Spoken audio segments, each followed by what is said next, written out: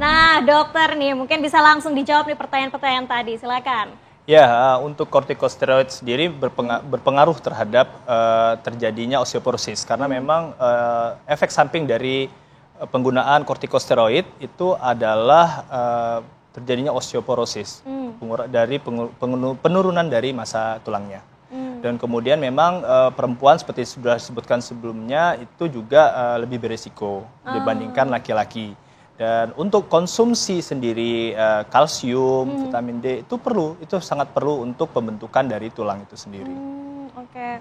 Nah, tapi kalau misalnya tadi osteoporosis itu sendiri, apakah ada titik-titik tertentu begitu pada tubuh kita, pada tulang-tulang tertentu begitu yang lebih riskan?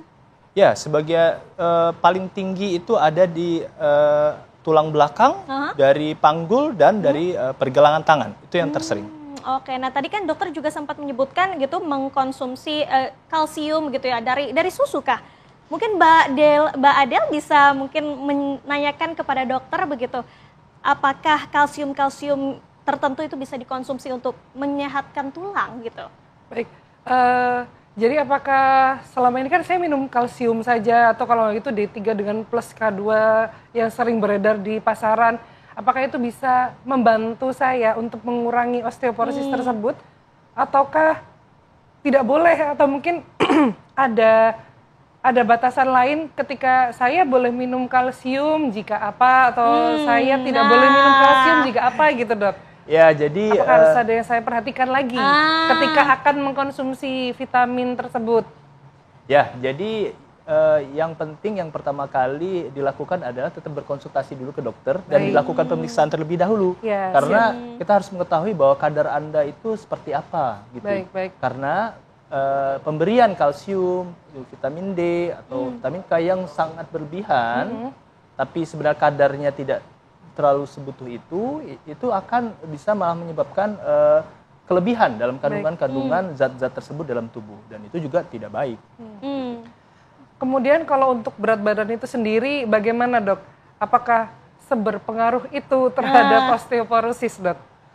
Ya, berat badan yang berlebihan itu mengganggu dari pembentukan tulang itu sendiri. Jadi tulangnya nanti jadi biasanya lebih kecil gitu, lebih tidak sekuat dari orang-orang yang tidak obesitas. Oke, nah terus gimana sih, Dok, caranya kita mengidentifikasi bahwa kita tuh kekurangan kalsium dalam tubuh? Tuh gimana tuh caranya tuh, dokter? Biasanya kita akan berkonsultasi terlebih dahulu ke ahli ortopedi.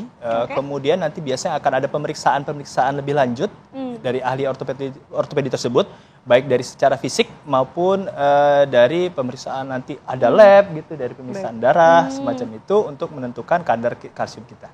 Oke, nah Dok, katakanlah kita nggak periksa ke dokter tapi kita meminum suplemen untuk meningkatkan kalsium tubuh. Nah, ada nggak sih efek sampingnya gitu?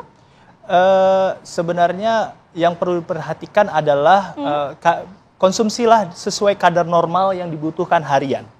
Gitu, kalsium dibutuhkan harian sekitar 1000 gitu atau sekitar 800 sampai itu cukup segitu saja. Atau vitamin D sekitar 1000 cukup segitu saja. Tidak usah sampai yang terlalu berlebihan sekali karena itu efeknya juga tidak baik. Oke, nah dokter mungkin tips sedikit aja nih untuk para pemirsa Hidup Sehat TV One di rumah, silakan. Tips untuk para teman-teman sekalian di rumah itu yang pertama adalah menjaga pola hidup sehat, ya.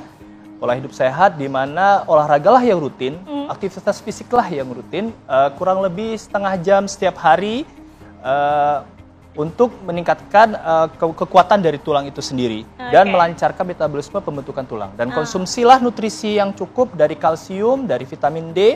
Vitamin D bisa dari kalsium, bisa dari susu ataupun dari mungkin tablet atau dari juga sinar matahari juga bisa.